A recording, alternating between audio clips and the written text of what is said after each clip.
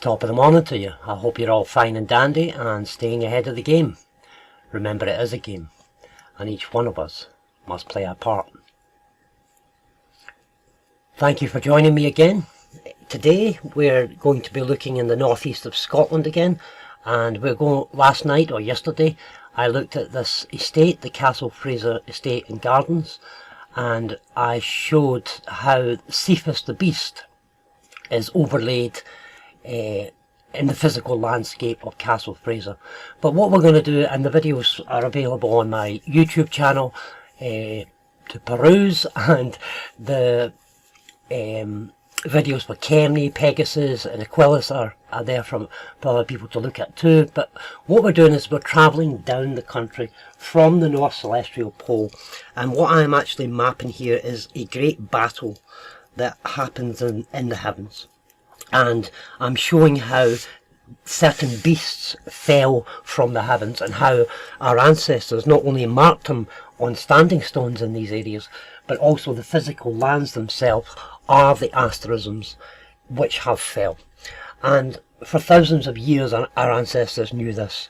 They possibly fell, from what I'm calculating, they possibly fell about 5,000 years ago, in the year 3117 BC, possibly. And the reason why I say that is because Angus Collins, his book Starstones and Scholars, he describes most of the standing stones in the pictures and the images, and gives us a history of what is actually happening in the British and the Scottish Isles, and with standing stones throughout the world and petroglyphs. But he dates it to approximately 3117 BC, when in his book he claims that Jason and the Argonauts, Jason and his 12, travelled on a great ship, the Argos Navi, and mapped all this. And so I am following his work, following the work of Combs Beaumont, following the work of Barry Dunsford, and many other authors. L.A. Waddell, who claims that the British Isles are actually the Hittite lands and the Canaanite lands, and the standing stones themselves are Canaanite and Hittite, which I totally agree with, because I read Hebrew and Aramaic, and I can read the inscriptions and the symbols on most of the stones in the northeast of Scotland. And I would say that they're Phoenician, Hebrew, Aramaic, and I totally agree with L.A. Waddell in his earlier recordings of these islands and the standing stones within them. So we're looking at Sauchen in Aberdeenshire, just south of the Castle Fraser Estate, and this is the next stage of where the beast, Cetus the Beast, fell. And it's quite amazing, because you should be able to see the beast there, the outline of a head, the outline of an arm, or the paws, and so on. And if we just put this fader in, we should be able to see that all these stars are on specific locations within the area of Sauchen, Linton Mains, Old Kinnerny. And the quarry here at the back of Old Kinnerny is where they have quarried the tail, and you can actually see the fin. The road up here is the fin. It still exists today, this shape over Sauchen. So this is the fall of Cetus the Beast, the Kraken, who tempted Chava, who tempted Eve, who took away the life of man.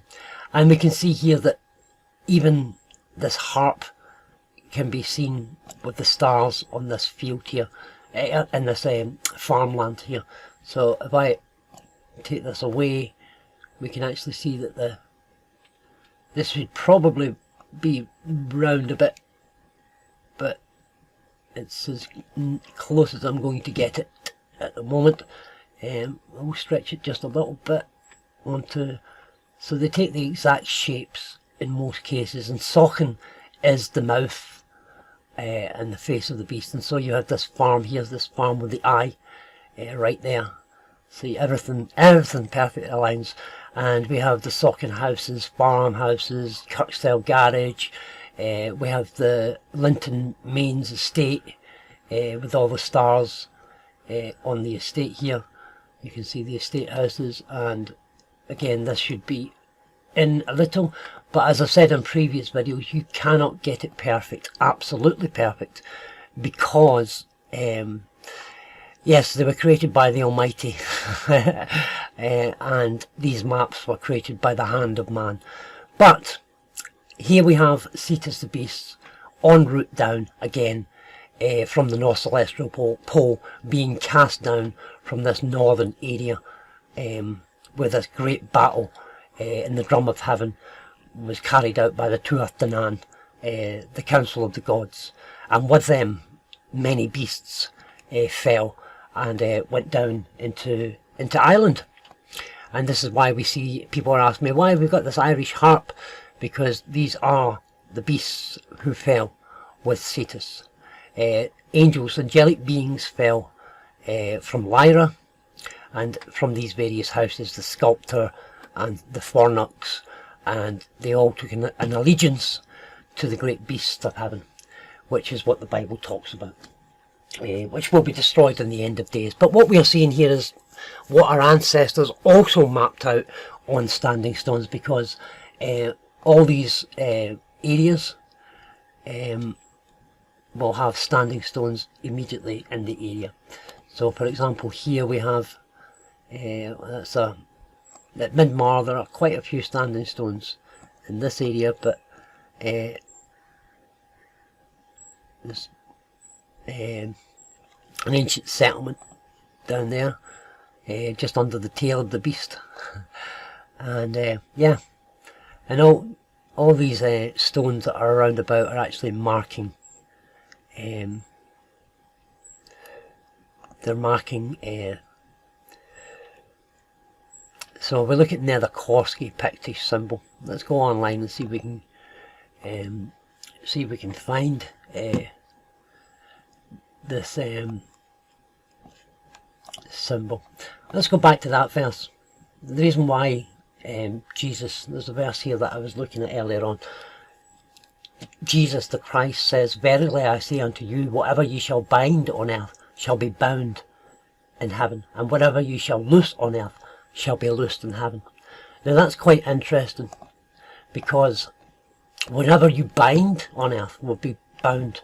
And this place Sauchen, this little place Sauchen, that word means to bind up using willow. And here we have the head of the beast being bound up. So the words, when Jesus says anything you bind on earth will also be bound in heaven, he's talking something far deeper here, because Sauchen is the word willow. It's the Scots word for willow, and willow is what we use to bind up and to tie things together and to make furniture and stuff. But you bind it, you wrap it, and it binds things together, and our ancestors used it. So the name of Sauchen is bound up. The head of the beast is bound up. It's quite amazing, huh? These names. So yeah, what I was going to look at, sorry I got sidetracked there, the Nether Korsky Pictish stone. So let's see what is on this stone, because whatever's usually on the stone is depicting what is just in front. So Cetus the beast is there, and what we have on the stone, we don't seem to have Nether Korsky stone anywhere. Okay, maybe I'll leave that for another day. But yeah, that'll do. I hope you've enjoyed this, and you'll continue on this amazing journey. Thank you.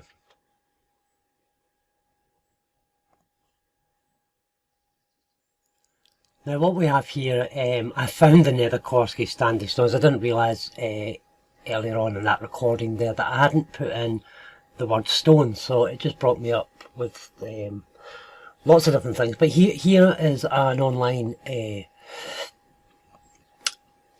tool, I suppose, for looking at the stones, a 3D image of the Nether Korsky standing stones. And what we're actually looking at here, it says here, you can see here that there's cut marks. If I go on here, these are the cut marks, possible cut marks. The people, the archaeologists and the people, the scholars, that, as Anders Collins says, they haven't got a clue, but these are constellation marks, and there's a mark there, and a mark there, and this here. I would need to go and read the stones personally to see exactly what it is, but what is actually shown here is a recumbent stone, a collapsed recumbent stone. Now, a recumbent stone is quite unique because a recumbent stone contains two upright pillars normally, and this usually large flat stone. Up until recently, I wasn't too sure what a recumbent stone was, but since I've been mapping this journey of the fall of the beast from the poles of heaven, this pole here represents Saint Marnoch, or the angel Marie in the heavens. In the ark there are two angels in the top of the standing stones, and these angels' wings touch each other. And this is Saint Marnoch, or the this is Saint Marnoch, and this is Saint Macha. Machri is Saint Michael in the Saint Mary's line, and these are the two poles, magnetic poles of heaven, and they're represented by angels at the top of the ark. And this would then, a recumbent stone, this large stone, this would then represent something that fell between the poles. And so I am now of the opinion that these very large stones are representing Cetus the beast. I'm fairly certain of that. These are the two poles of heaven.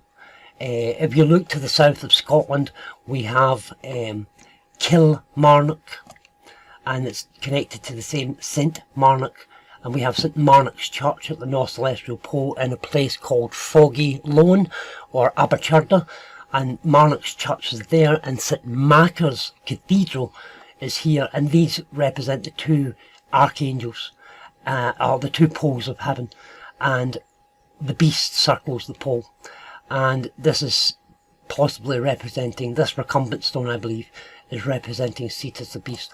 Of course, this Nether Korsky standing stone is facing this Linton Mains and Sauchen. So it's the recumbent stone itself is pinpointing, or the two stones are pinpointing where the beast is laying in the immediate vicinity, and this is how our ancestors laid it out for us to see. And these markings on the stones are the celestial markings of the heavens. Of course, I can't really tell by, I've actually been to this stone many years ago, but I would need to go back again with new knowledge and feel the rock and read this. But this is clearly an asterism. They call them cut marks, and it's showing you the fall of the beast and the dragon and the other, the multi-headed, the many-headed beast, as it fell from the many estate in Aberdeenshire, and from the North Celestial Pole, where the Tuath Danann also fell from. So I've stuck this in the end, and this is called a recumbent stone, and Aberdeen is littered with them. There's literally 200 to 300 recumbent stones, but these recumbent stones are marking St Marnoch, or the angel Mary, and the angel St Macha. And the word Macha, Saint Macha, Saint Macha is also Saint Kentigern of Glasgow. So Kilmarnock is where the angel fell to in the south, in the land of Canaan, where the Tuath Danann went to, and this Saint Kentigern, or Saint Macha, also known as St Kentigern, is St Mungo of Glasgow, the same saints. But what the Catholic Church did is they took away the angelic names and the angelic forms, the heavenly forms and names that we had, and they replaced them with their religious order. A bishop and a cardinal, these are all bi, meaning to see, bifocals, bishop. Zodiac is episcopal, horoscopus. So the Catholic Church invaded, the Tuath Danann invaded from Ireland and set their saints all over the British Isles, whether it be St Columba, St George, St Christopher, St Andrew. All of them are hiding the angelic names. And yeah, I hope this helps too. A lot to take in, a lot to absorb, but these things we must know so that we cannot be deceived anymore. We need to bring this system down, and in order to bring this system down, I have to expose what they have been covering up, what they've been lying about, and show what our ancestors put there for us, so that we would not be deceived by this material, corporate, dead underworld system which has rebelled against the very forces of heaven. So keep shining, keep looking up, don't forget to look up stuff. Bless you all.